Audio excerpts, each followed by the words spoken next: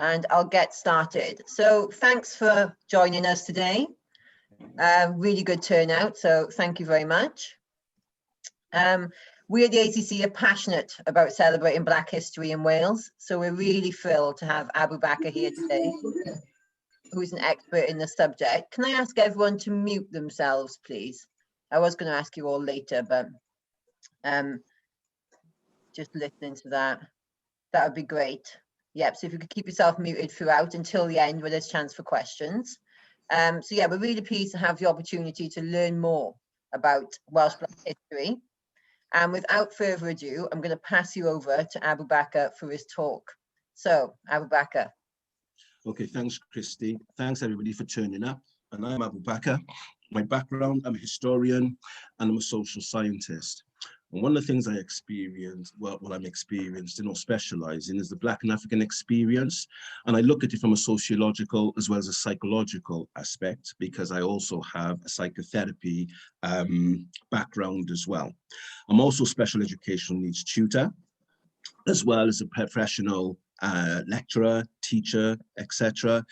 I've been on BBC, ITV, Jamaican TV, since 2012, looking at, racial issues, looking at diversity in education.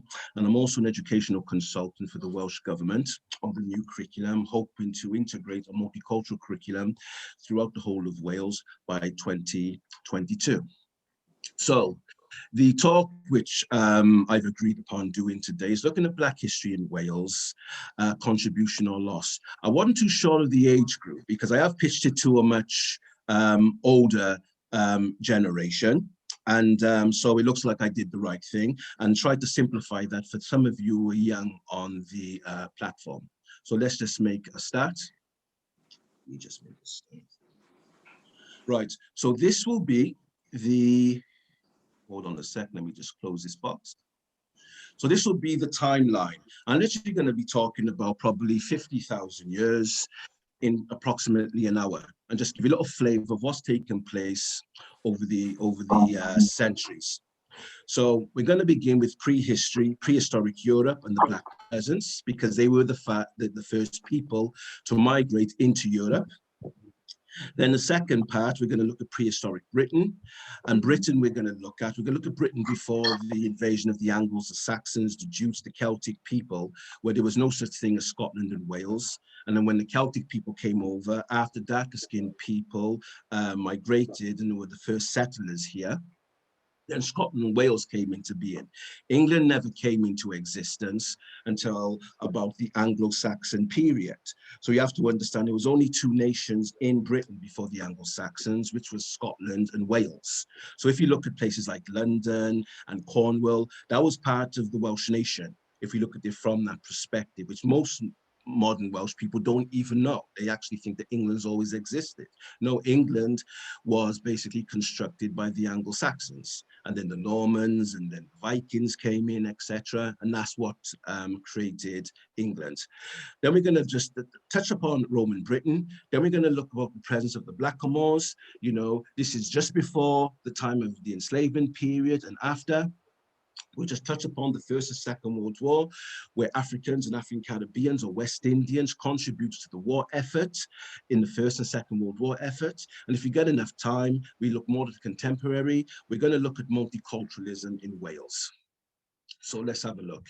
Now, this image here, this is the oldest skull which was found in Europe. And it dates back to approximately 50 to 55,000 years old. It's known as a Grimaldi skull. So a Grimaldi skull is a nomenclature. It's a name given to a skull which was found in Europe. This is an African skull. It's the oldest skull which is found in Europe. So this is evidence to show you that Africans were the first people who were present within the so-called continent of Europe. So this is one thing for us to acknowledge and to understand. So if we look here, we look at the continent of Africa. We know about mitochondrial DNA. We look at the out of Africa theory, which is now a fact. So civilization or early culture begins in East Africa before we see different types of diffusions where people move up into Northeast Northeast Africa, North Africa, Central to West Africa, Southern Africa. This is where civilization or culture really begins. And this was discovered by Louis Leakey in the 1960s. We know about Lucy, and we also know about the Homo sapiens sapien excavations that were dug up in places like Ethiopia and Kenya. Mitochondrial DNA research was in the late 1980s by Rebecca Kahn of Hawaii University in collaboration with the University of Berkeley. And then I found out there was an exit out of Africa into the Arabian Peninsula, okay, from two different exits. And then what we see up here, we see Europe. So what happens, Africans were supposed to have left Africa approximately 70,000 years ago.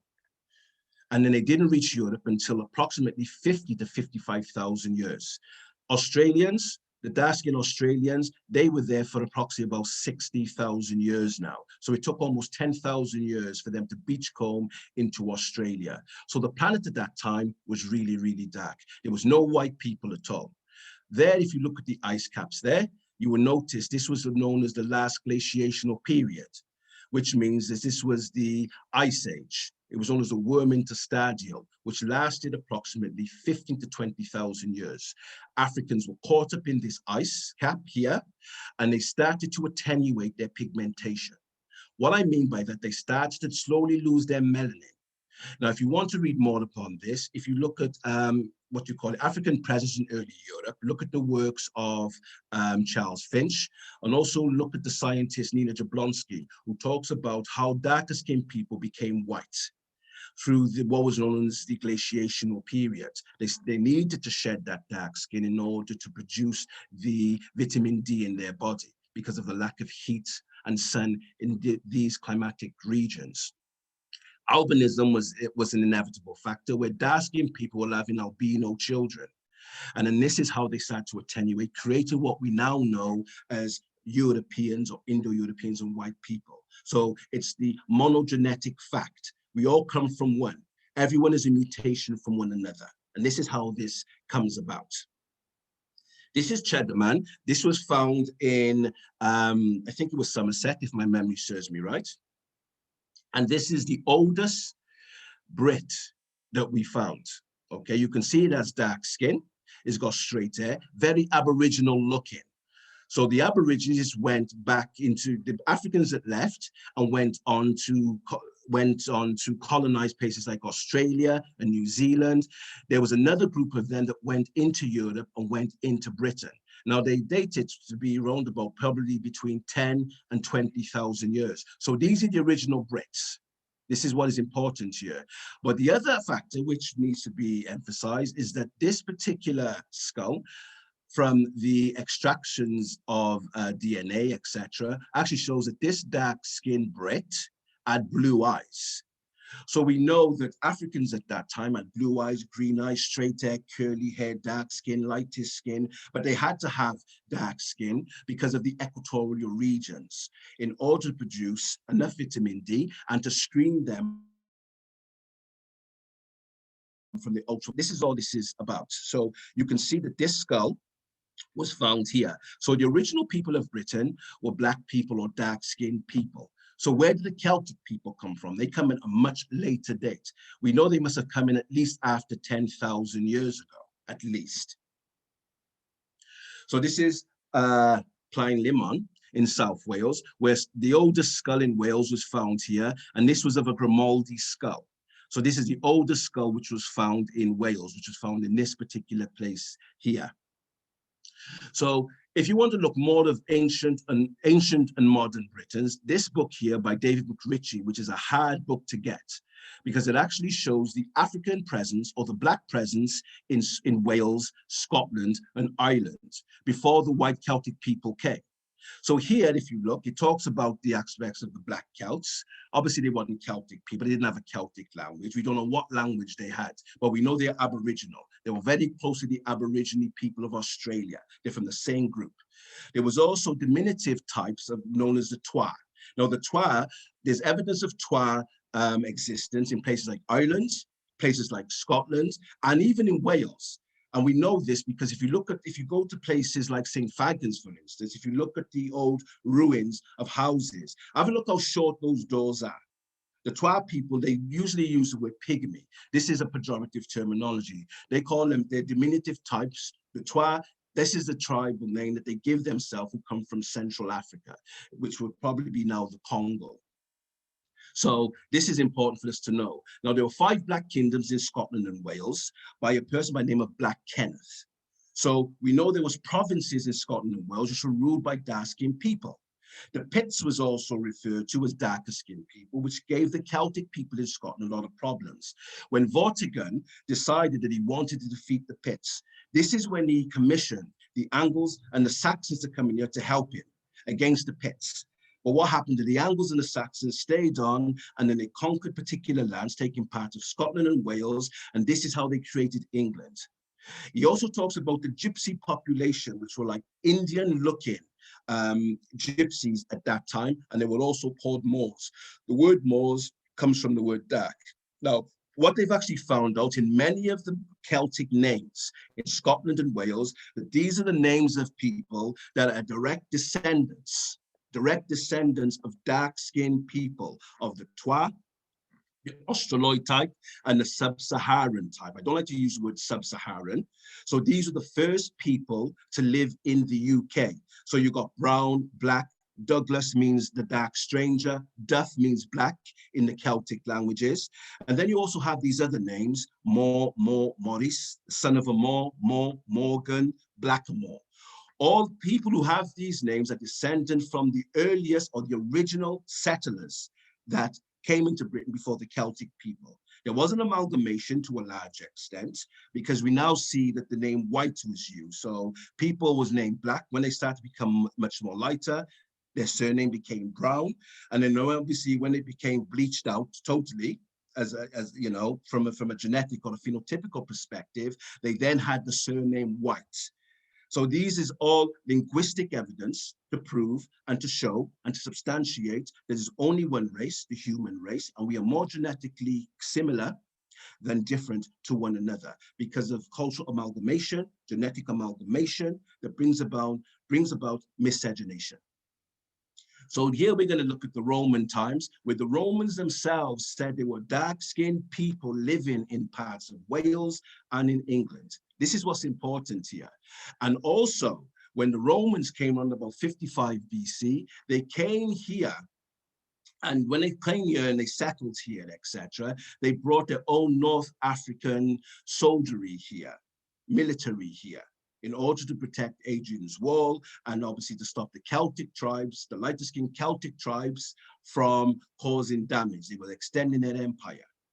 What Peter Fryer says in Stay in Power, he says there were Africans in Britain before the English came here. Remember, the English are the Anglo-Saxons. Remember, this is important here.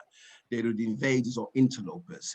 They were soldiers in the Roman Imperial Army that occupied the southern part of the island for 3.5 centuries. Among the troops defending Hadrian's Wall in the 3rd century were known as the Division of Moors. So we know what the word Moors means. So this is important, which means dark-skinned people. They were adjectives which were used for the people at that time. Septimius Severus, who was an emperor, who was stationed in Britain, in the southern parts of Wales and most of England, okay? He was an individual that ruled, okay? And he tried to maintain control, authority, hegemony of Britain during his time. Now, he was a Libyan. So there was a massive Libyan contingent which was brought to Britain. We know about the Punic Wars with the Black Carthaginians against the Romans in the 1st, 2nd, and the 3rd Punic Wars. And we know that Rome defeated the Carthaginians in 146 BC. And Libya was made part of its realm. North Africa at that time, which was part of Libya, Tunisia, Morocco, Algeria, Mauritania, even into Senegal, was known as Mauritania. All that was known as Mauritania. The Arabs now call it the Maghreb.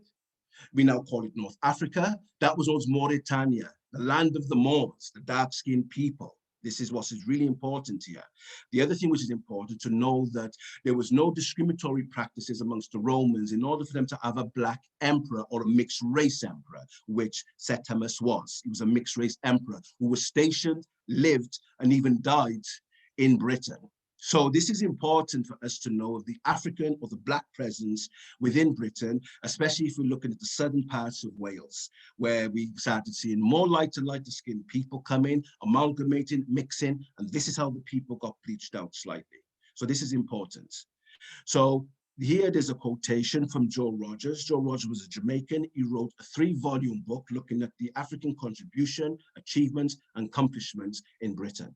He says, with the first Britons Negroes, there is considerable evidence that there might have been. Grimaldi relics have been dug up in England, and this work was published round about the late 1930s. If you look at the works of Gerald Massey and Godfrey Higgins, who were white scholars, they were much Egyptologists, antiquists, etc. When they looked at Stonehenge, Gerald Massey believed that Stonehenge was built by Mauryan or Kushite. Kushite is a name of East Africans, Southern Arabians, and what we know as Sumerians today.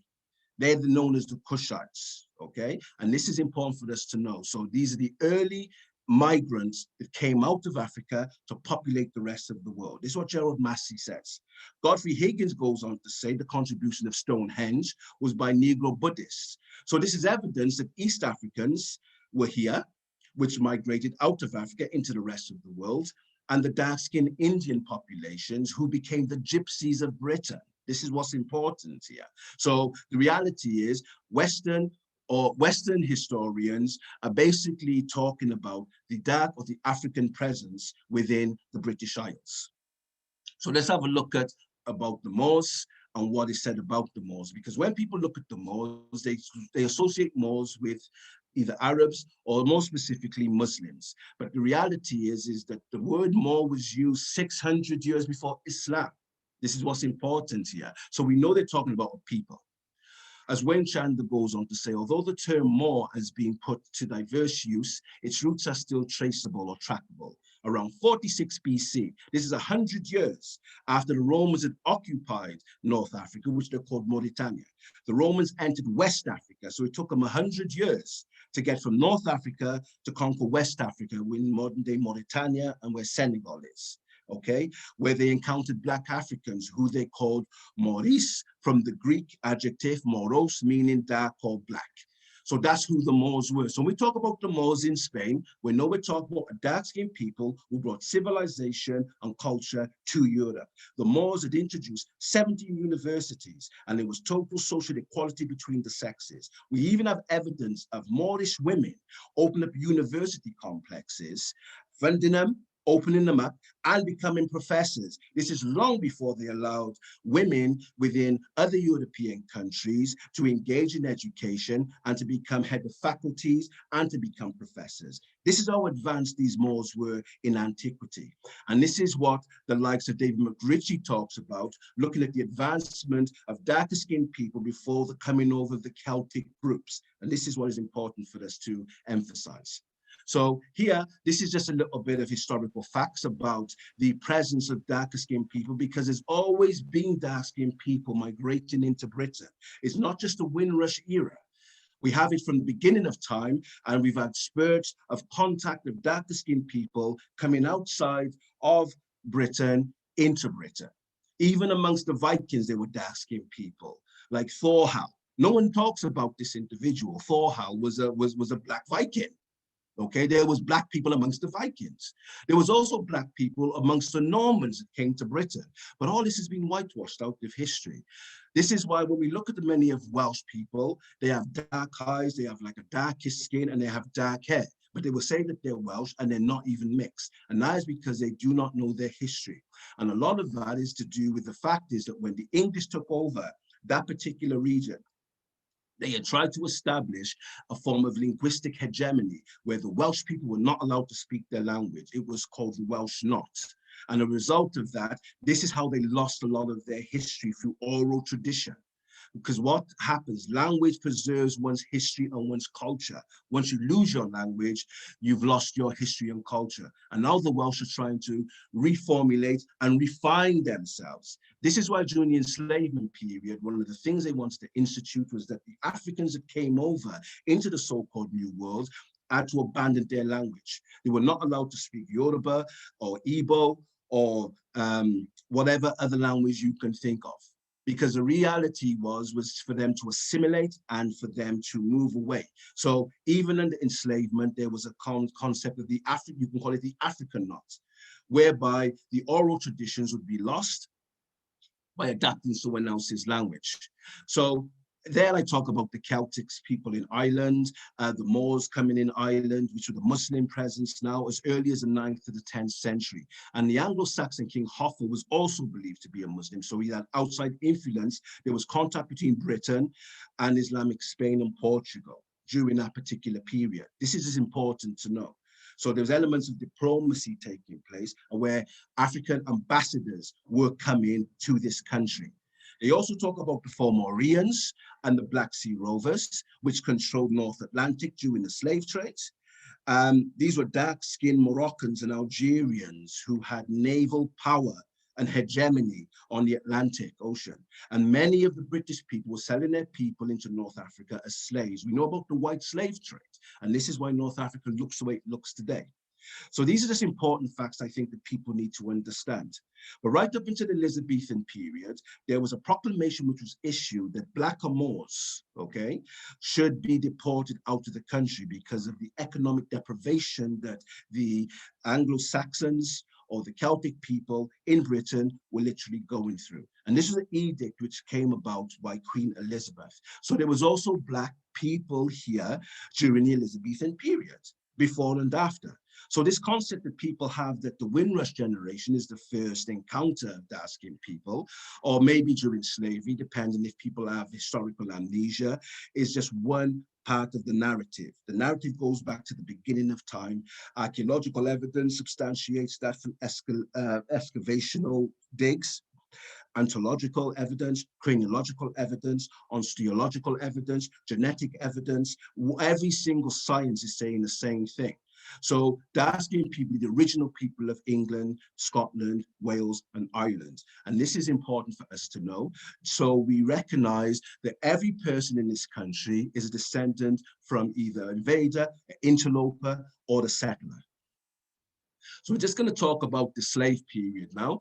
So we're going to look at the likes of Henry Morgan and Thomas Picton. We know about the controversy with Thomas Picton, where his image is in the within the museum, and also it was in City Hall in Cardiff.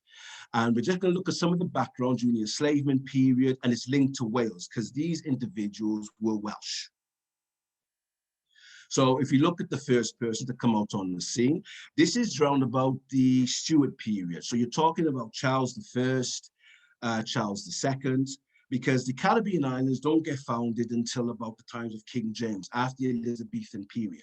This is important here. So you get the Elizabethan period, she dies, James I comes in, he becomes King of England, and his sons, Charles I and Charles II. We know about Cromwell coming in between during the Restoration, which is known as the Restoration period, when Charles II comes in. So it's all around this time that Britain ends up founding the so-called islands, because the Spanish were given the Caribbean islands, North America, Canada, Central America, as well as South America.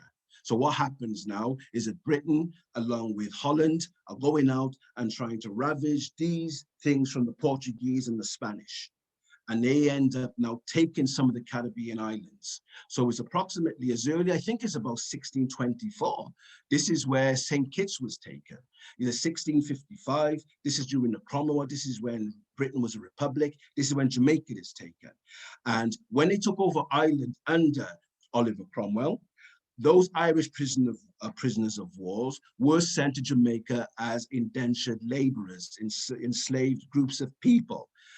And this is something I think that has been lost in the narrative, in the construction of the narrative in British society, where they will not really, to some extent, acknowledge their enslavement by their own people. You have to understand that Europe and Britain went through almost 1,000 years of feudalism. And the reason why feudalism fell was because a new type of exploitative feudalism came into existence, known as the transatlantic slave trade or the triangular trade. So this is Henry Morgan. Henry Morgan became the Lieutenant Governor of Jamaica. He was a pirate. He used to raid Spanish ships. He used to kill and burn ships, even with slaves on. He would steal the treasures of the Spanish, etc. And he became the governor. He became later Sir Henry Morgan. His family owned Newport and Cardiff. They had over 90,000 acres of land, this family.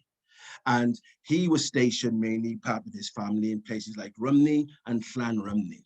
So what is important to you see the connection now between Wales directly with the Caribbean islands, with darker skinned people. And we also have evidence of darker skinned people living in what was known as Newport, you know, round about the 1600s, 1700s, which were taken from Africa directly into Wales. So now you have another migration of dark-skinned people coming into this country. So here, this is what was produced in Jamaica. So we know about rum. And one of the things I want to emphasize here is that I believe that the word rum is actually a connection to where Morgan, with this particular part of the Morgan family, owned Rumney and Llanrumney. Okay, he purchased land in Jamaica. I don't know who he's supposed to have purchased it from, because they killed off most of the native people. The Taino and the Arawak and the Caribs were killed off by the Spanish. So I don't know who he was supposed to purchase this land off. But the reality is that the plantation in which Henry Morgan himself had owned was called Llanrumney. And this is what you will find. We have Cornwall and we have Devon. We got all these places in Jamaica. So what this actually shows is when a lot of the British people, the Welsh people, you know, went over to the Caribbean islands, they would place their names in certain areas to create towns and cities and villages and all these other type of things. So this is important for us to understand of the intimate connections that the Welsh people had when they were expanding with the British Empire now, and exploiting and engaged in the exploitation of those particular people that were working underneath them, such as the slaves. So this is Shadiga House, okay, in Newport, etc. So we know that even though they were rich landowners, the Morgan family, we know with one of their family members, Sir Henry Morgan, who was Lieutenant Governor of Jamaica. This is during the time of Charles II, that there was a large, immense amount of wealth was being brought back to Wales. And a lot of that helped to create what was known as Newport Roads, because all that was a village, that was like a forest back in the 1600s. Now we got roads, we got shopping malls, etc. on the side of the road, parts of a motorway, etc. All that is recent. All that is recent. So we need to understand the financial connections of Wales and where Wales itself had earned its money. Remember, there was a small Black population coming into Wales, probably more in England and Scotland, but a very small population in Wales. And that's a young and older pirate, Henry Morgan. So let's have a look at the ironworks of Wales and how that feeds into the Caribbean islands. So this is known as the Cyfarthfa Ironworks in Merthyr Tydfil, and this actually was brought about around about the 1700s. And these are the sort of things which they were creating, you know, to go on the ankles of slaves. So that's Wales's involvement within the slave trade. And the ironworks, which was probably one of the most profitable out of all ironworks within the UK, or one of the most popular. There was a time where Merthyr Tydfil's iron was far more powerful and hegemony and had monopoly over other types of iron.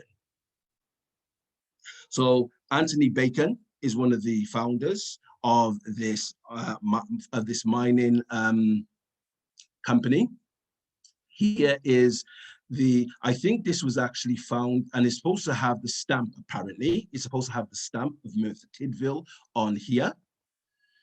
And these are the sort of instruments which they were making, you know, to put on the slaves, to capture slaves, etc. So this is Wales's involvement, direct involvement with the slave trades and with the Welsh economy. one of the leading ironmongers of the 18th century, Anthony Bacon, was intimately connected to the triangular trade.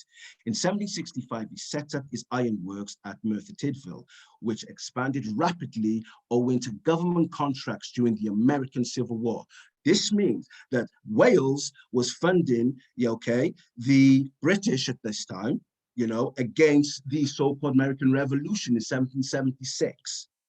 But what also needs to be realized, approximately 100 years later, when the American Civil War takes place, Britain or Wales was still sending cannons and cannonballs to the Confederate States, even though they were supposed to abolish the slave trade in 1807 and the abolition of slavery, the slave system, in 1833.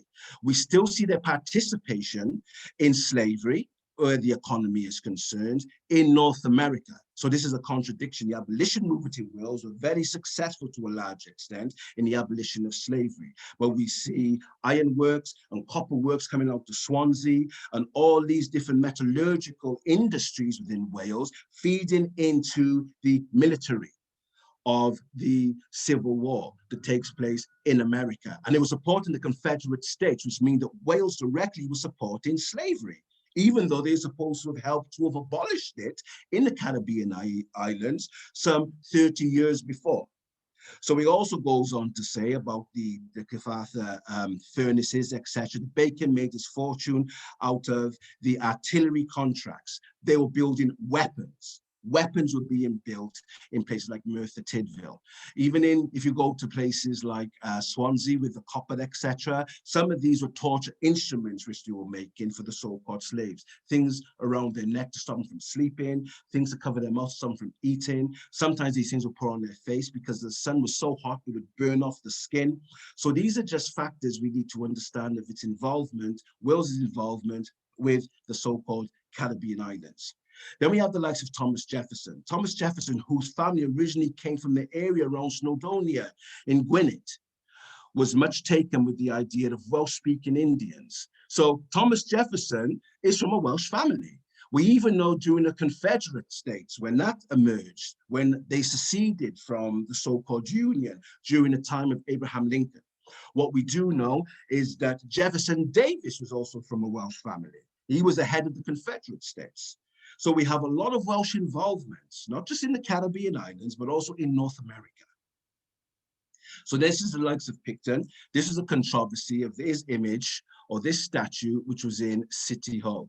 He was Lieutenant Governor General of the island of Trinidad, and he was a brutal individual. He used to torture the slaves that work underneath him. There was even evidence of him raping women underneath him, and he was admired by the Welsh people. Okay, and they built a statue and put portraits of him. Because of his greatness, so-called, in the Battle of Waterloo, he was the highest ranking general in the Battle of Waterloo that died in this particular battle. So these are some of the controversial issues between the Black community and the Welsh community as far as who is heroes and sheroes, and what constitute them to become heroes. Do we overlook the atrocities that these individuals engaged in? So some of the atrocities is with this young girl here, okay, Louisa Cauldron. This is a girl who's supposed to have stolen something, etc. And Picton himself was involved in horrific torture of this young woman, horrific torture. And he was glamorized by the Welsh people, where images is painted of him and statues are made of this individual. Now, he used to keep comfort girls as young as 11 years of age, who became his mistresses. Henry Morgan was no different. So the reality is we need to look at the sinister behavior of many of these individuals in the Caribbean islands, which is sometimes overlooked by historians when they want to erect these statues and these portraits of these individuals, because slavery was a horrific system of exploitation, social degradation, and all types of things that you can think of. And the mere fact of putting up these statues and images of these people, these are unfair contingencies, deceitful maneuvers, and these are false pretenses that people that lead in the next generation into accepting. We cannot accept these people. They may have done something, and because of the booty they may have had, they may have contributed some sort of bribery to the states or to the monarchy or to whatever leading party was involved. That doesn't mean we should overlook the atrocities that these people did, because they made a large amount of wealth from the exploitation of people. And the exploitation of people meant they were not good slave owners and good slave masters. They didn't free people. We know what took place with the statue of Colston in Bristol. The people have been arguing about that. Under this, the man was part of an organization, a Royal African Company, during its existence, where over 19,000 black souls was lost. And they've erected something of this man. They've had a school named after him and all these other type of things. No one talks about the rape and the pillage that this man engaged in. And he's supposed to be a local hero because he gave his dirty money to the city in order to build it. This is no different to drug dealers giving their money to politicians to build things. It's filthy, dirty money, and we have to acknowledge that. Where's the moral mind and compass of a people when these things actually happen? So we have to acknowledge what these people did. They did very little to help even their own people, the so-called working class of this country. It was mainly the middle class and the aristocracy who they gave these briberies to, where these images became erected. So these are some of the things I want you to understand, looking at the likes of Picton. We looked at the likes of Henry Morgan, what type of atrocities they themselves engaged in, and the amount of darker-skinned people which would have accompanied them when they returned to Wales. So all I'm trying to show you here is the different types of people that migrated over time to this country. So we're going to look at the last major migration now of dark-skinned people during the Windrush. So here, males as well as females came over in 1948. And what I want to look at is, before that particular period comes, there was a large amount of dark-skinned troops from West Africa, East Africa, and from the so-called West Indies, who actually helped in the war effort. Now, this image was taken in 1915. A few blacks in Britain formed a permanent black community. So there was already blacks living in Britain, places like Sheffield and Liverpool and Cardiff. Yeah, so this is important. So we even had certain ones in places like Merthyr Tydfil working in the mines. They weren't a large demography, but they were there nevertheless.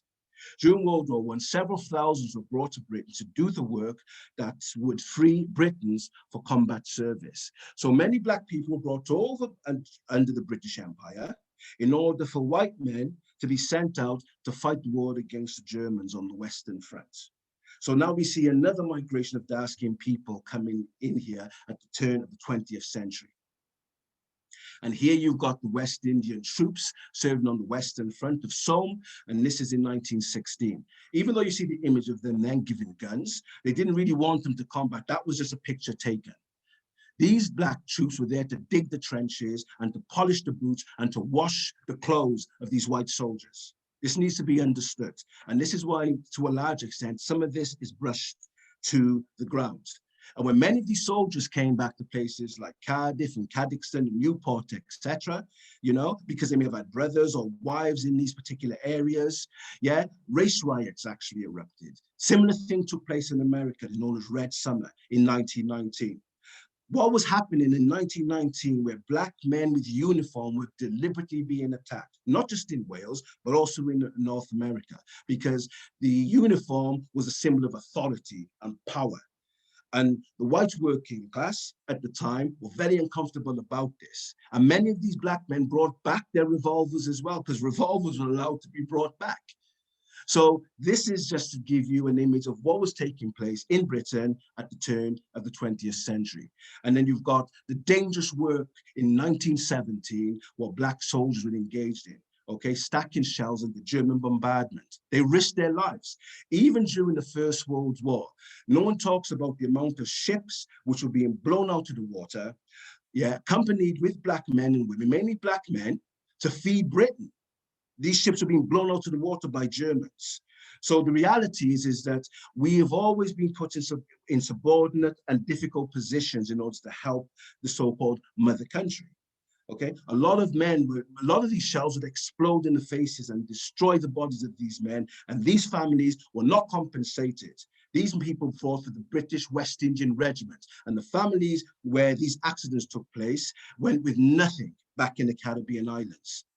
So this is a horrific treatment by a people, but the loyalty that these people had to come over and to help fight for the mother country, to help rebuild the mother country after the First World War, after the Second World War, is now being tested in the water, where the children and grandchildren of these people who fought in the First and the Second World War are now being deported back to places like Jamaica under the so-called Windrush scandal. When is this going to stop? Why is this disrespect taking place? Why is history being forgotten about these people? Even when they were subordinates, they had nothing. They still decided to help in the war effort and to come to rebuild the so-called mother country for people who were exploiting them and degrading them back in their own countries. Even Black women formed part of the West Indian Regiment as early as 1915. And many of them came and settled in places like Cardiff, places like Swansea. Okay, but Cardiff was the largest, demography of mixed race people. When I mean mixed, I mean all different races. We're not just talking about the Black community, people which came from South America, people that came from East Africa, people that came from Arabia and all these other places, from Asia, Southeast Asia. It became an amalgam of different groups of people. And this is what created Welshness. Wales, or Bhutan, or Cardiff Bay, is the only country in history that I have known. I've studied history from the beginning of time right up to contemporary, which actually shows an element of conviviality between different racial groups. You mean to tell me that this place, okay, which is no bigger than what, 6 miles in radius? Yeah, it housed over 200 different ethnic groups and races, tribes and clans, etc. And they live in a convivial manner with one another for over 100 years. For over 100 years. There's no historical legacy. When they went to Australia, New Zealand, we don't see that. They segregated theirs. When Welsh and English and Scottish people went to America, they did exactly the same. They did exactly the same when they went to the Caribbean islands. So Wales is the only country, really, from a historical perspective, which can actually show that multiculturalism can work. It hasn't worked nowhere else in the way it's worked in Bhutan, in Cardiff. And this is something I want to emphasize when we're looking at multiculturalism, conviviality, modern society, a pluralistic society, as far as we are living in today. So let's have a look at, let me just touch upon the race riot. So soldiers are returning back, conflict takes place. These are the 3 areas in Wales in 1919 when the soldiers returned back by almost giving their lives to the British Empire. Locals want to take their lives now, And what happened? Unemployment started to increase. It wasn't just white workers which were affected by the lack of boom industry that was taking place locally, but Black workers as well. Over 1,000 white men at the time in Cardiff riot attacked this particular enclave for nearly 4 days. 3 people died as a result of that. Cadoxton, a race riot took place, okay? And also in Newport. So what you have in Wales, you have 3 distinctive areas where Black men specifically were being attacked. More attacked if they were seen with white women, because there was more Black men that came to Wales than Black women. So the emphasis here that when you're dealing with conflict and you're dealing with a lack of resources, etc., there's always some community that is used as an scapegoat for someone else's misery and pain. And unfortunately, during this time, it was darker skinned people. So these are just some of local history I think we need to understand, that, there were certain attacks coming by where these soldiers were being disrespected by locals. These men, where a lot of these men went to defend these same people who are now attacking them. This is hypocrisy. So we look at the Windrush generation. So in 1948, the Nationality Act was passed. This is when the British government decided to allow free movement of workers from the Commonwealth, not just the Caribbean islands, not just from Canada, not from Australia, New Zealand, not just from South India, not those places in Southeast Asia, not places in Central America, okay? And then this just goes on and on. All then constituted the Commonwealth of Britain. The first Commonwealth, which was established, was in Britain itself. Wales, the nation of Wales and Scotland became part of the Commonwealth. And then later on in the Cromwell, it was Northern Ireland, which became part of that, which became known as United Kingdom. The United Kingdom was a Commonwealth. Once they were able to consolidate power, within the British Isles, they were able to diffuse into other areas and to consolidate those geographical locations into what we now know as the Commonwealth. Okay, and in 1962, the Commonwealth Immigration Act, to reduce the amount of black settlers here because the amount of conflict and contention was taking place. But the reality is that these people were brought over here to rebuild Britain, to rebuild the economy, and to rebuild the infrastructure of this country after what the Germans did. So these are just some images. I'm not going to read through this because I want to leave a bit of time for question and answers, but these are just some images. There you got black children there, black women coming over here, many of them were single, okay, coming over to work, bringing their children. Some of these children now being affected because many of them get passports at a certain time when Britain was changing things, and now they're being sent back to a country, to a country where they were born, but they know nothing about. And this is unfortunate. This is how Britain is treating its people who came to help them and assist them in the First World War, the Second World War, the post-war era, to rebuild the infrastructure of this country, because the men in this country were demoralized, felt it was beneath them to do the work, like sweeping the streets, sweeping their own streets that they were dirtying. They don't want to sweep it. We have to acknowledge this. They didn't even want to become bus drivers. Okay, this is where a lot of dark-skinned people were coming over here. And when they wouldn't treat many of the black people been living here since the turn of the century, many white doctors refused. They had to send for African doctors to come over here to be trained as doctors, so darker-skinned people in places like Liverpool can go and be treated, because white doctors and hospitals wouldn't treat dark-skinned people before the First World War in this country.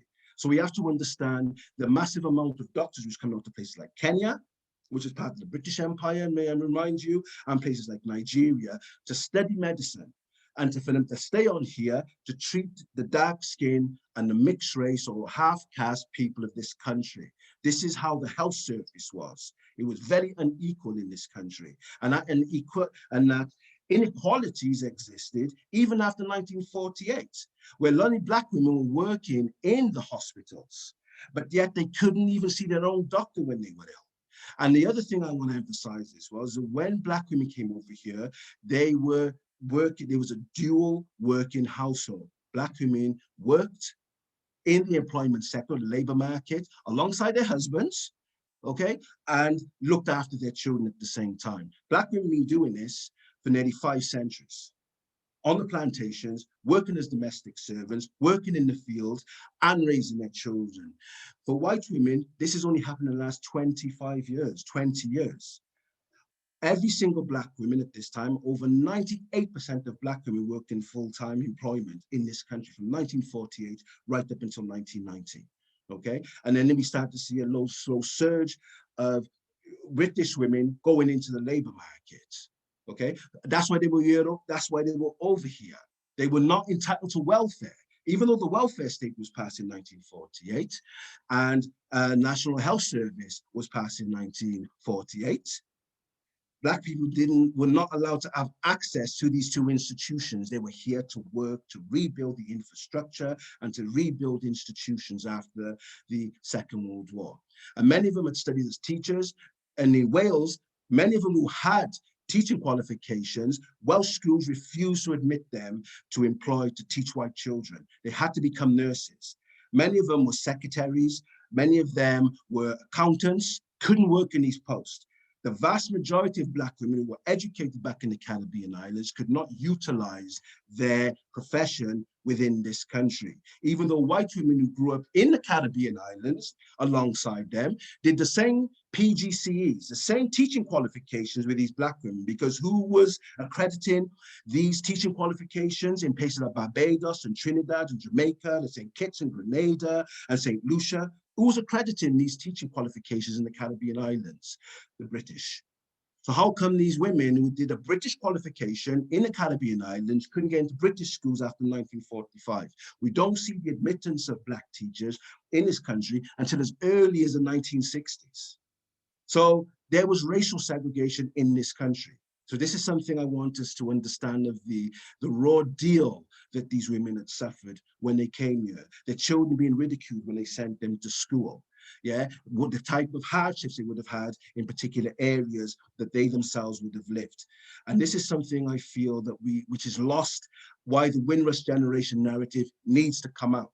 These women worked so hard, they didn't have time to become authors and to write books, etc. So it's our jobs as recipients of this information to record these things and to make sure that the next generation sees what their great-grandparents did or great-great-grandparents did in order to work not just for the war effort of the First and the Second World War, but also how they came over here to build the social, political, and economic infrastructure of this country.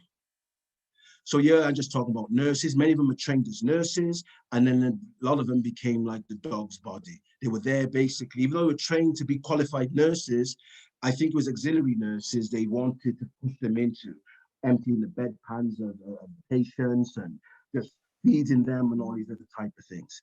Black women within the nursing profession literally got together to fight against this because they were full-time workers.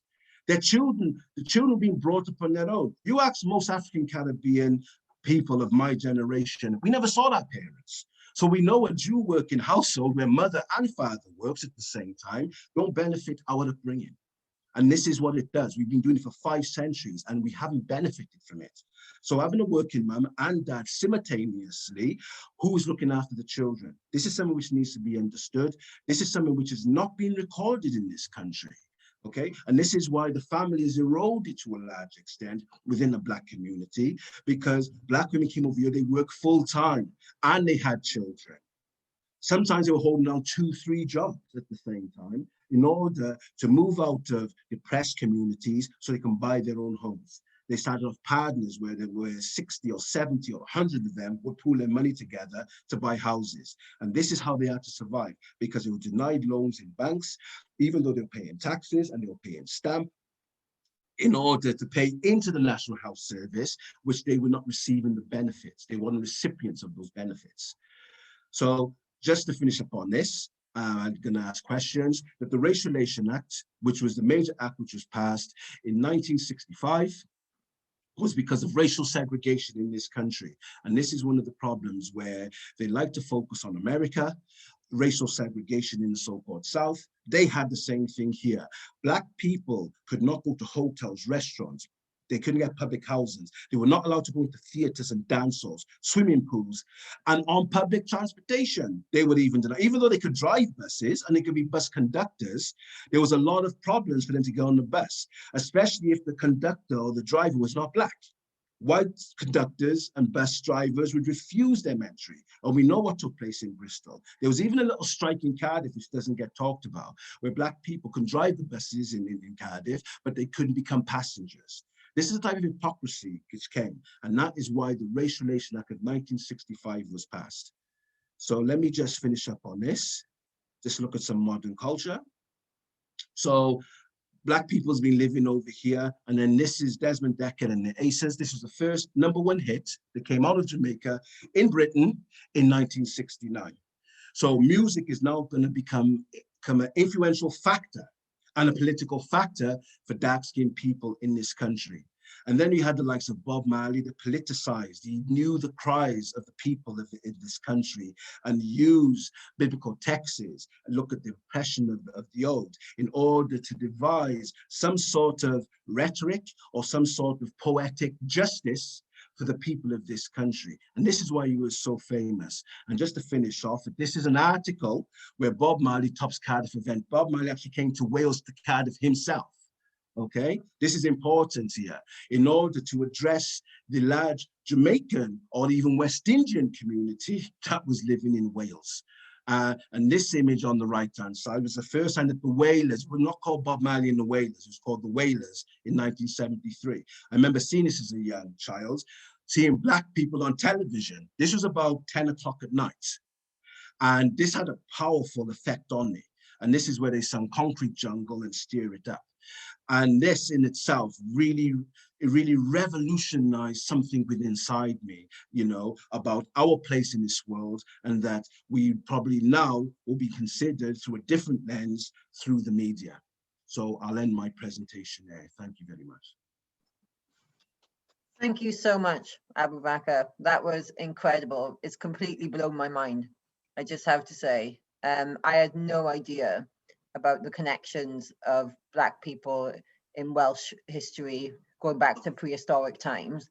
And honestly, you know, just speaking from a personal note, I really identify and really enjoy a lot of Welsh history and British history, and often feel like I don't belong and I'm not part of it, being mixed race. And it's really already made me feel more rooted. It's such important work, and I can't thank you enough for that. Yeah, Thank you very much. blown my mind. So I want to open up to comments from everyone or questions. If you could stop sharing the screen, Abu, and then I'd be able to see people's hands and we could take it in turns like that. Okay, hold on a sec. Great. No problem, you take your time. I'm trying to... That's great. Is that right? Yeah. Yeah, fabulous. Yes. So if anyone has, there's a few questions in the chat already, back. It might be difficult to go back to, or comments. Okay. I think Patience, you had a question, didn't you? Patience? Yes, I did. Yes. Hi, Kirsty. Hi. Hi. I put a question in the chat. It was just the thought, you know, that went through my head while the presentation was going on, and it had to do with, you know, the book, The Ancient and Modern Britons. That's right, this book. That book. And I remember you did say, Abubakar, that that's a very difficult book to come by. So I was just wondering, could the difficulty in accessing that book be associated with a conscious attempt to suppress that history? I don't know. It was just the thought that, you know, that is exactly what it is. Through That is my exactly head. what it is, yeah. And what we're finding out now with a lot of the literature that has a similar theme, looking at the contribution, the achievements and accomplishments of Black people. If you go on to Amazon or Barnes and Nobles, for instance, you will find that these books, they will sell them up to £600 and £700. It's an intellectual genocide. So anything that speaks positive about Black people, etc., either they make it difficult for you to get by inflating the prices, or they inflate the prices to exploit you financially in order to get material on ourselves. So it is a way to suppress this information. And this is one of the reasons why they're obsessed to a large extent with the slave narrative, colonization. That's the only thing that they really want to focus on. But like I said, our history doesn't start in slavery. It starts at the beginning. This is why I took it back to the beginning of time. And then I've moved up. So you can see our place in this country from the start, with different invasions or settlements taking place over the centuries. And this book is difficult to get. It took me about 17 years to get. I had to send away to America to get it as a reasonable price. But it is a book that people should have in their library about the existence of Wales and Scotland before England, and the Black or the African presence in this country by pygmy type Central Africans, Saharan Africans, East Africans, as well as dark-skinned Americans, Dravidian type, and Australoid types, because that's all the skulls, the older skulls they found in the UK. And on the back of that, I just wanted to say thank you very much for that profound presentation. It's always a pleasure to listen to your presentations, Abubakar. And I'm so thrilled to see the number of young people that have turned up in this meeting today, and to say how very important it is that we put this history into the school's curriculum. It's important to us as Black people, because a lot of us don't even know this history, what more the local communities in Wales. And so it makes it very, very important that Black history goes into the school's curriculum. Thank you very much. Thank you very much, Patience. Thank you, Patience. Jill, you've got your hand up.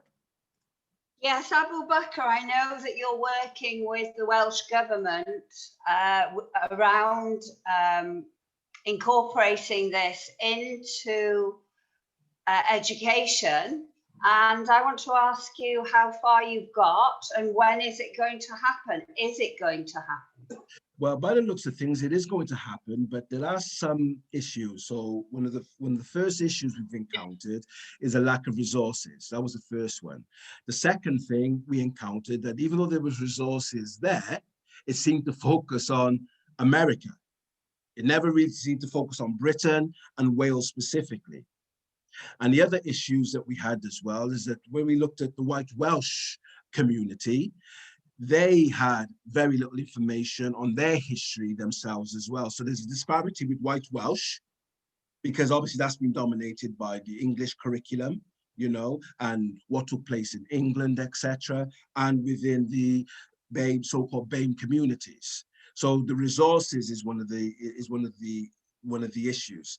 Other issues to come out of this is how are we going to ensure that all of these things are implemented in all the schools throughout Wales? Because there are some schools who are saying, well, we don't have much of a black population or a BAME population, so therefore we don't need it. Now, so the thing about it is that just because you don't have a so-called BAME population, are you preparing your children, your school children, for the global village, which is of all types? Yeah, you can't think, if you're thinking locally and you're programming your children to think nationally and internationally, you are not preparing them. You're making them culturally incompetent, and you're not making them prepared for what's happening. And the thing about it is what's happening in Wales now, which needs to be acknowledged, that up to approximately 1/3 of white women are either marrying men from other communities or having children outside their native community. And those children growing up in these areas are not being addressed within the curriculum either. And they're not even considered as being half Welsh, even though their mother is Welsh, and their father might be Welsh as a nationality or a citizen, but he comes from a different ethnic group. So these things we really need to, to finalize and to construct in order for it to have, meaning for people, because it's important that all schools recognize they have a responsibility of making their children culturally competent for the 21st as well as the 22nd century, and to make them understand the different cultural dynamics that is taking place around them. And one thing before I finalize, the other issue as well, which needs to follow a multicultural curriculum or a diverse curriculum, is to see the proliferation of so-called BAME teachers in Welsh schools. There's a severe deficit. There are too many children who are going to school who have never had a black teacher in the 21st century. And I did a report, which I can share with you. I did a report with the Welsh government, with Professor Charlotte Williams, which showed that throughout the whole of Wales, there's over 35,000 teachers, and only less than 70 of them throughout the whole of Wales are actually black. Wow. Less than 70 out of over 35,000 teachers throughout the whole of Wales. So there is a severe deficit. And my experience can count for that. I've been a teacher for approximately 28 years now, never had a full-time job in any Welsh school whatsoever. Can't get into no school. I got 5 teaching qualifications. I'm also a trained school psychologist, and I can't get in. So this thing where they're saying that there's not enough dark-skinned teachers or BAME teachers applying, this is a load of rubbish, because I do teacher training, Jill, and I will show you the vast majority of the pupils or students on this teacher training course are from so-called BAME communities who are from Wales and doing their teacher training in Wales, but yet they can't get into Welsh schools. So there is some problems where the curriculum is concerned, recruiting teachers, getting the right people to train teachers to ensure that they're not making things difficult or derogatory for the students, because you don't want to isolate them, just focus on slavery, torment, and torture. We also want to look at their contributions as well, and to keep it more local and national, and not look too much to America to escape our own local and national realities that we've actually adopted and adapted probably even before America did itself. So I hope I've answered your question, Jill. Yeah, it's fascinating. And going back almost to the start, the Cushites are actually mentioned in the Bible. And That's right. Isaiah the prophet says that the Cushites are a smooth-skinned, dark and quite aggressive people. Actually, he says, when he talks about them. So for me, that was really fascinating. And people say that they come from Noah's grandson, who was called Cush. So that's fascinating, isn't it? Yeah. So Thanks, so Jill. much.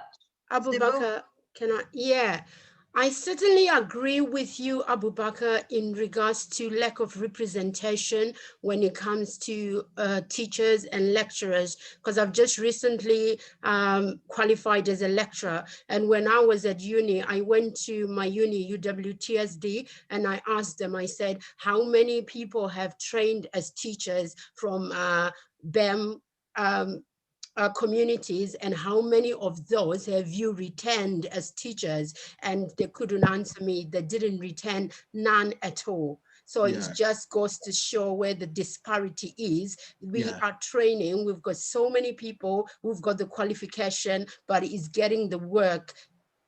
That's right. That's right. You're so right. And that's So what thank needs, you for that. yeah, yeah. For Okay, that no report problem, you yeah. have made, and I'll be really interested in seeing it as well. Okay, no problem. Thank you.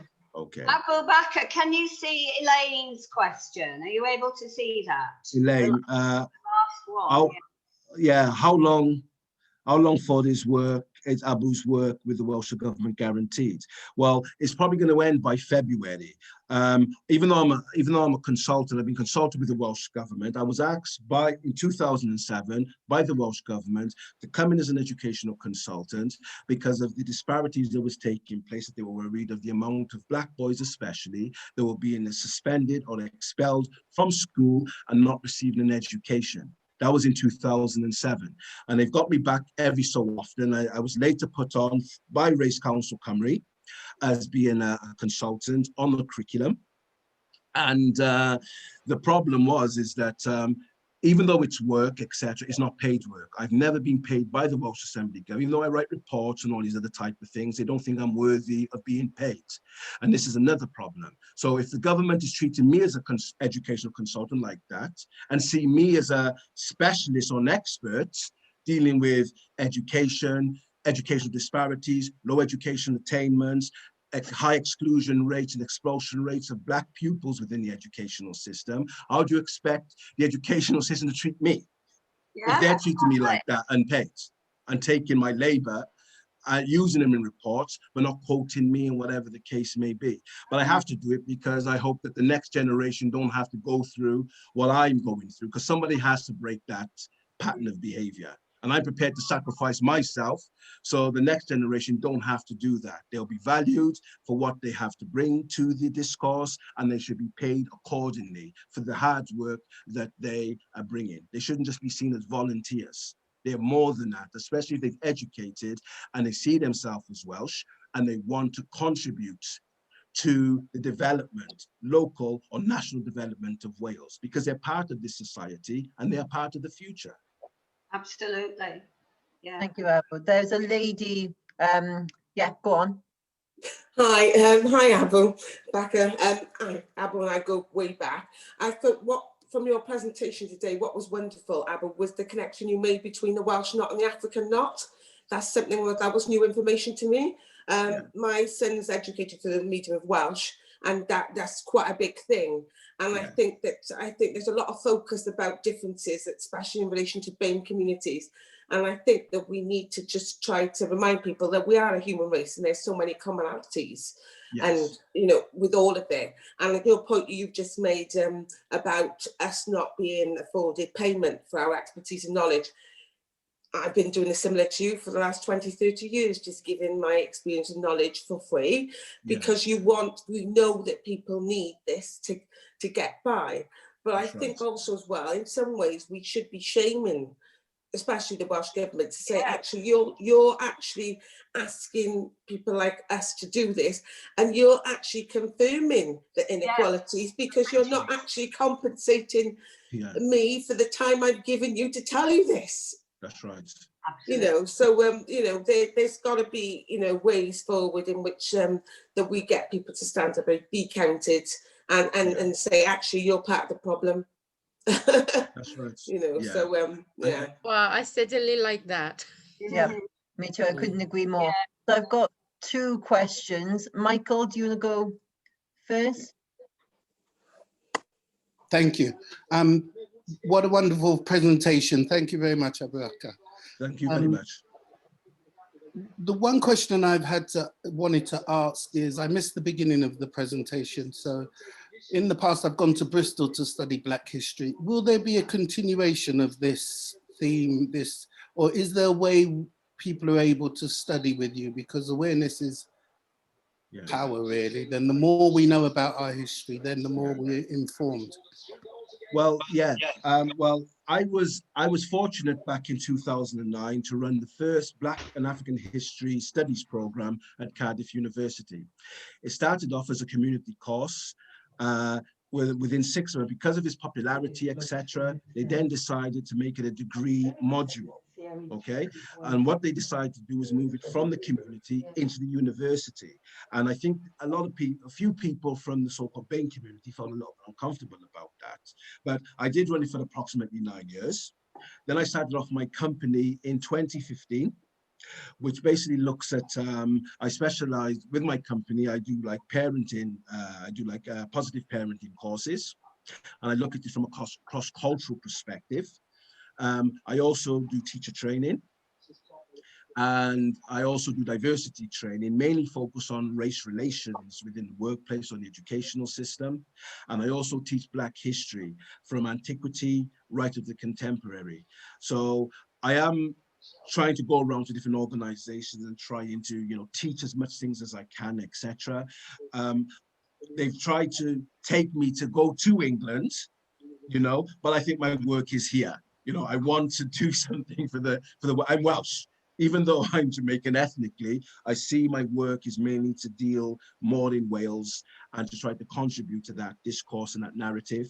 But I usually have courses running every now and again. And if you stay in contact with me on Twitter, etc., I'm going to be running a course in the end of March, early April, looking at race, privilege, and Hollywood, and looking at white people within the film industry who are very wealthy, who risk their lives literally standing up for Black people under racial segregation, likes of Clark Gable, the likes of George Clooney, and the list just goes on.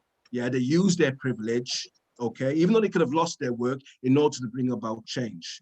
So I'm going to be looking at that reality. So that's something that I'm going to be looking to do, maybe a 2 or 3 part series, the end of March, early April. I am going to be doing a Saturday school, which I'm going to be doing with, it's mandatory.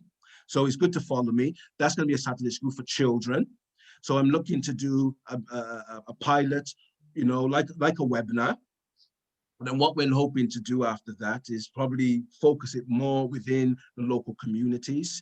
And then what we're looking to do then is to teach the children good literacy skills so they can produce their own material for the organization for the next generation. So we're looking to turn these young kids into authors, looking at different aspects of Black and Brown history, putting that into print, getting them published authors as young people. That's one of the initiatives we're trying to go for. So I am working to try to do things, but the best thing to do is follow me. Or if you know of organizations that need my assistance in delivering any course on Black or African history or multiculturalism, let them know about me and get me involved as much as you can. So thanks for that, Michael. I hope I've answered your question. Yeah, definitely. Thanks, Abu. Thank you. We're going to also look to be working more with Abu for sessions for the young people and for our community. So we'll keep you updated with any of those. The next question I had was from Mary. Are you there, Mary?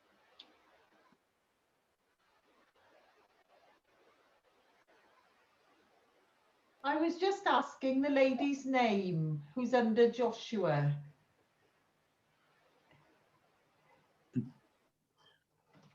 Well, for me, it's Patience under Joshua. What's your name? You're muted.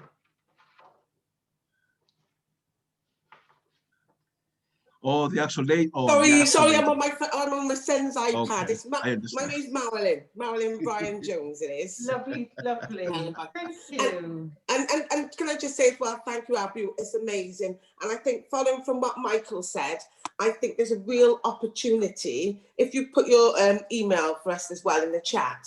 I think there's a real opportunity for you to do a degree course. I think there would be a really big take-up. I think that the climate is right here, and like yourself, I consider myself to be Caribbean and Welsh, and I think with the Black Lives Matter movement, I think all races are really interested in this, and I think that the climate would be right, as well as to educating the youngsters, also educating adults as well in moving this whole agenda forward, for sure. But I want to speak to you offline anyway, so if you just put your email address, we'll hook up. But I think that I think the current is definitely right, and the fact there's all these people giving up their Saturdays to listen to your wonderful words is testament to that. So thanks again. Thank you. Any more questions? Yeah, I've got a question. Yeah, go on. Oh, thank you. First of all, thank you, Abu Bakr, for that presentation. It was hugely enlightening. I was trying to do stuff at the same time as taking all that information in. And like I've already left a comment that it connects so many dots. Like I feel like everybody gets, we get bits and bobs of information, but it's like once it is all presented to you, especially in like a style where the bits in between are explained, that like it joins the dots and it makes it so much easier to actually digest and like retain that information. So thank you for that, first of all. The next point I had, I know there has been a so basically there's been a focus, especially when we are speaking about this, on teaching the youngsters, and I'm somewhere in between. I'm 30 years old, so I kind of feel old when I'm with like, first year uni students, but I'm also with elders quite a lot, and I'm kind of in between. But the point I'm making is, with a lot of younger people, because they haven't really had a lot of information, it's a little bit easier to, convince people. But the point was made earlier, what about the adult learning, and how do we get through to people who basically already have a foundational base? And I'm saying this as somebody who was in a workshop earlier, and there was basically just one of the elder gentlemen who was part of the BLM movement earlier during the summer, and he was receptive to the messages that were being made, basically. But he also was, you could tell that he was really struggling to reconcile, basically, like, one of his own relatives being in the British Army back in the day. And based on the relics that person also collected, he could see that, they'd obviously, in some way, however large, contributed to the British Empire. So just coming back to that, like, how do we, or what's the approach for getting through to grown people who've already got that kind of foundational base? I think if we have regular classes, if classes are done maybe once a week, looking at different themes and different forms of information, and it's regular, I think that's the way forward. Because unfortunately, if you look at, say, the Windrush generation, the only history they really know to a large extent is British history. When my grandparents came over here, that's all they knew. When my parents came over in the 1960s and I was bringing home my homework, I was absolutely shocked they knew about the Tudors and the Stuarts and the Norman invasion. And I said to them, well, look, tell me something about Jamaica. They didn't know.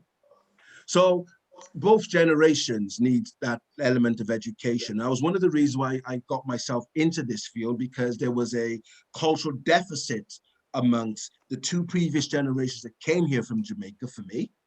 And when I was asking people about my history, I had no sense of belonging. I knew I belonged somewhere. I had no sense of belonging. And it was only because my stepmother decided at the age of 7 or 8 not to buy me any children books, and went out and bought me encyclopedias, and me reading through it, that's when I became very enlightened. Yeah, she would not allow me to read children books. I started off at 7 and 8 reading encyclopedias and memorizing words from dictionaries. So, and this is what I was able to absorb all that information, etc. But what the catalyst for me came in 1992, when Britain was going to celebrate the quincentenary celebration of the 500 years from 1492 to 1992, of 500 years when they defeated the Moors, and they took over. They started colonization, they took over the so-called Americas, etc., etc. They're going to celebrate that. And I was against the celebration. And when I was speaking to people in the Black community about it, they didn't really know. And I thought, well, why don't you know about this? They really didn't know. So that's when I made my conscious effort. I was going to study as much disciplines as I can about Black and African experience, consolidate that, and try to disseminate that information, whether it's through radio or workshops, whatever the case may be. But to answer your question, if regular workshops are done, whether it's online or whether it's in community centers, or whatever the case may be, by inviting me up and other speakers, and it's regular, that information could be disseminated to the right people, whether they're the older generation or the younger generation. But to build the younger generation, like I said, we need to create them into authors now. And this is what I want to do. I want to make sure that your generation become authors, published authors, speakers, to articulate yourself on radio and on television, etc. And to be part of that, as well as being an engineer, a doctor, a scientist, a youth worker, yeah, you can do it all, okay? And this is what is important here. And if you're grounded in self, then you can build, you can build yourself and the people around you in becoming more conscious of what they need to do, and they will take their lives much more serious when it comes to developing themselves as an individual, developing their family, developing their locality, and then the wider society as a whole. Thank you, Abu. Chris, you had a question? Oh, okay. Sorry. No, I'll go with. Sorry about that. Go on, Chris. Thank you, Abu Bakr. Brilliant presentation again.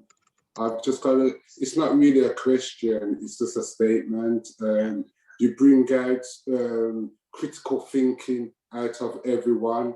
The way your presentation is comprehensive with your timelines. When you talk about the Ice Age and where the ice was formed, I think there's a story in that itself, and the Black Spanish rocks, it yourself with the Moors. When you come up to the Twa, and there's a story within the Twa itself. St. Patrick driving the snakes out of Ireland, and we know that the Twa people's emblem was a snake on their forehead. So we understand there was genocide and a lot of history what has been hidden. When you come up more to the times of the kings, I just have a look at, King James maybe, you talk about where you united the kingdoms together. As long as we understand it was France as well, and we have to understand the bloodline of King James and the Blue Bloods. That's right. There was actually a Ethiopian bloodline. So we understand that the black line of royalty and the blue-black line continued for quite a long time. That's right. So within critical thinking, I think it's in about 1840,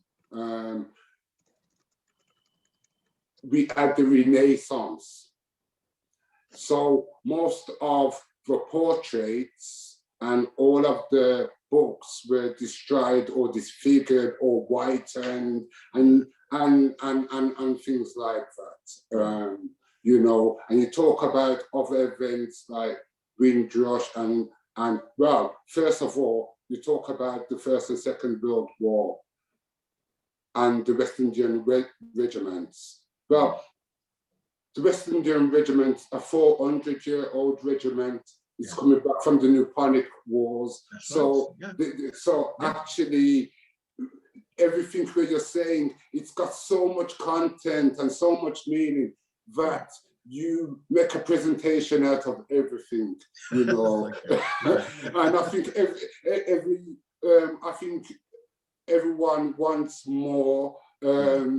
We want the details in it because we know it's got the nitty gritty. I know you've only given us the big solid pieces, but every one of them have got great detail, which we will understand as human beings all over the world, that we are connected, we are human beings, royalty and the church, because King James, he was the one who translated the Bible. That's right, yeah. But the question was, what did he translate it from? That's right, that's right. Yes, right, yeah. And why was there a plot against him by the Roman Catholics with Guy Fawkes, right? Yeah. And so if we say this is a black king, or then critical thinking starts coming into what we're saying. We look at his troops and we look at the antiquity behind that. So I'm just trying to say there is more to the story, and you bring so much good guidelines, and the way you present yourself, it's a good look, and we're happy to follow you on this journey. Yeah, thanks for that, Chris. Yeah, and you know, you're totally right. You know, I know I've talked about, and I did say I'm going to talk about 50,000 years within an hour. You know, and like I said, if people have been there from the beginning of time, is looking for those distinct connections which has taken place, especially within the British Isles, and to show that we have more similarities and differences. And this is why I said, not just in, you know, not just in culture, but also through marriage, amalgamation, you know, the mixing of races from a cultural or from a biological perspective. And knowing how that some of that information has been lost over time through, you know, the disappearance of language. Like I said, the Welsh people are losing their language. So they lost a lot of good, wholesome information. There's still bits within the Welsh language that talks about the African or the Black presence. It is there, and I do have the references. You know, also with the English coming over as invaders, they were trying to wipe away the Celtic, you know, narratives and come with their own narratives as well. You know, but just to answer your question, you know, I know it wasn't a question, it was a statement. There is interconnections. I tried to bring that about in order to show that we are more connected to this land than we realize. And for people from the Welsh community to realize, you know, that multiculturalism in this society didn't just come through the First World War, Second World War. It's been here from the beginning of time. And there was no problems with it until around about the 1600s, you know. So thanks, Chris. And I hope I've, you know, crystallized that in a nutshell. Thanks, everyone. So I'm going to wrap it up now, if that's okay, Abu. And I'm sorry if we missed any of your questions. Abu shared his link in the chat. I don't know if you want to share that again, Abu, just in case anyone can get it at the end, his link for his business page. So if you want to get in contact with Abu to find out more, I'll also send out the reading list, if that's okay, Abu. If you could send me over the reading list. Yeah, I'll send over the reading list. Yeah, definitely. Yeah, so thanks ever so much, Abu. That was incredible. Brilliant, brilliant. Yeah, it's given me a lot to think about, and it was thank great. You very much. Yeah, and thank you everyone for coming. I really appreciate the good turnout. Thanks everyone. Have an incredible weekend. Okay, thank you all. Thank you very much. All. Thank you. Bye. Thank bye. you. Bye. Bye. Thanks, Amazing. guys. Well done Bye. to you, Christy. Thanks. Bye. Thanks, Jazakallah, Ibu. Bakr. Okay, bye now. Bye. Abu, if you want to stay on the line, I'll talk to you briefly. Okay, no problem. Okay. Yeah. Yeah. Bye. Bye, everyone. That was profound. Bye. Thank you, Christy. It was no problem. Wonderful. Thank you, Fumi. Bye. Mind blowing as usual, Abu Bakr. Thank you very much. You're welcome. See you shortly now. Okay, yeah. Thank Right, you. bye. Bye. Bye, Christy. Amazing. Thank you. Bye, Sibu. Bye. Thanks.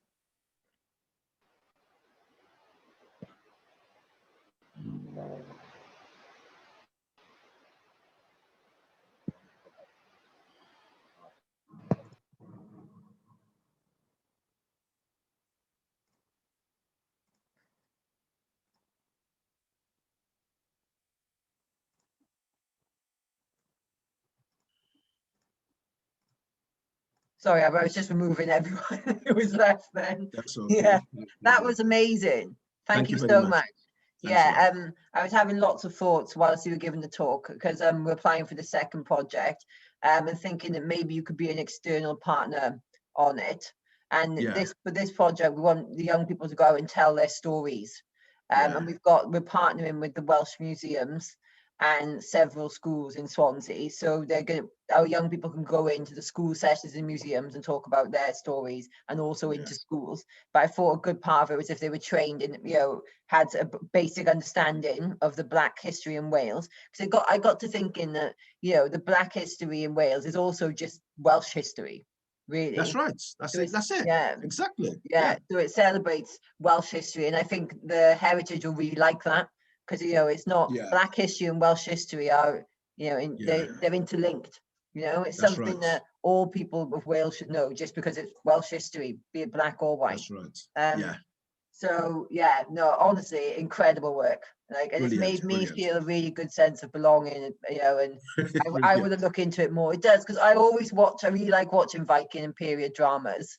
And I always watch them and just feel like, because there's no Black representation in them at all, so it's really nice. And feel free to charge for this extra half an hour as well. No problem at all. Want to charge for that, and send me the invoice, and I'll be in contact on Monday. Okay, thanks a lot for that. Fabulous. Christy. Thanks ever so much. Thank you very much. You're amazing. You take care. Thank you. Okay, bye-bye. Bye.